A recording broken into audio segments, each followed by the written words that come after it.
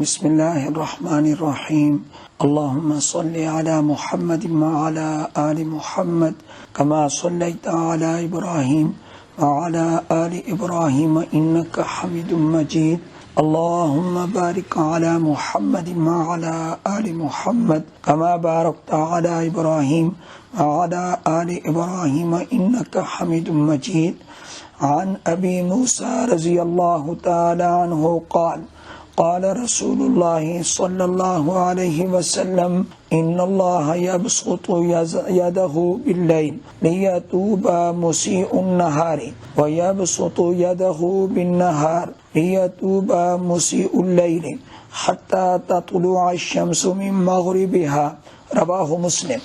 حضرت ابو موسیٰ الاشعری رضی اللہ تعالی عنہ سے روایت ہے، فرماتے ہیں کہ رسول اللہ صلی اللہ علیہ وآلہ وسلم نے ارشاد فرمایا، بے شک اللہ تعالی اپنا ہاتھ رات کو پھیلاتا ہے۔ ایک تو یہ سمجھنا چاہیے کہ اللہ تعالی کا ہاتھ ایسا نہیں ہے کہ جیسا کہ مخلوقات کا ہاتھ ہوتا ہے، انسانوں کا ہاتھ ہے۔ اللہ تعالی ایسے اعضاء سے، ایسی ترکیب سے، ایسی تجسیم سے اللہ پاک ہے۔ تو یہاں بسط ید سے کیا مراد ہے، ہاتھ پھیلانے سے کیا مراد ہے؟ تو علماء نے لکھا ہے اس حدیث میں کنایا ہے کس سے؟ توسعہ فی الغفران سے، یعنی اللہ تعالیٰ کی مغفرت وسیع ہوتی ہے۔ تو ہاتھ پھیلانے کا مطلب ہے اللہ تعالیٰ کی مغفرت وسیع ہو جاتی ہے۔ بے شک اللہ تعالیٰ پھیلاتا ہے اپنا ہاتھ رات کو لیتوب مسیء النہار، تاکہ توبہ کر لے دن کا گناہ گار۔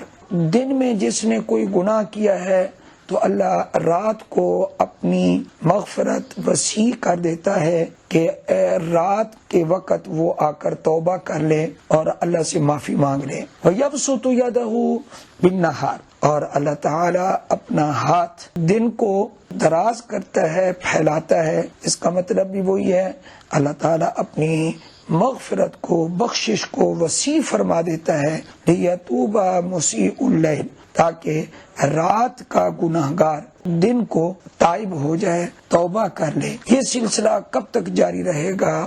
حتی تطلع الشمس من مغربها، یہاں تک کہ سورج طلوع ہو اپنی مغرب سے۔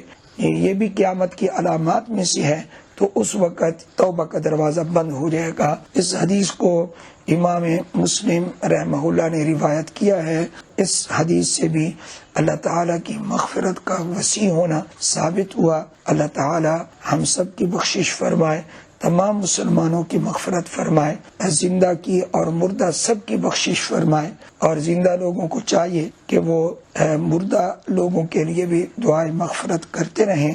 اللہ ہمیں عمل کی توفیق عطا فرمائے۔ وآخر دعوانا ان الحمد للہ رب العالمین۔